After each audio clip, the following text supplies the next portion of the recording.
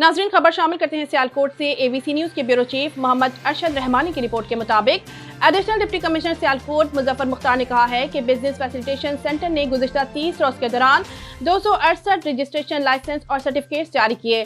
तफसीलात के मुताबिक मजमूई तौर पर शहरियों ने BFC में 11 मुख्तलिफ महकमों के मुतालिक लाइसेंस, सर्टिफिकेट्स, रजिस्ट्रेशन और NOCs के इजरा के लिए 352 दरख्वास्तें जमा करवाई, जबकि 14 अफराद ने माहिरीन की राय तलब की, जिनमें 268 को मतलूब रजिस्ट्रेशन, लाइसेंस, सर्टिफिकेट और NOCs जारी कर दिए गए, जबकि 57 दरख्वास्तें अंडर प्रोसेस हैं। इजलास में नायब सदर ऐवान सनअत व तिजारत सियालकोट आमिर मजीद कपूर और मैनेजर BFC सैयद हैदर मुनीर के अलावा तमाम महकमों के मकामी हकाम ने शिरकत की।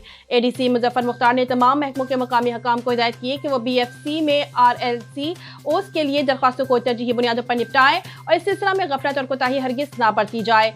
उन्होंने ऐवान सनअत व तिजारत सियालकोट की जानिब से BFC को फाल बनाने की जाने वाली काविशों को सराहा।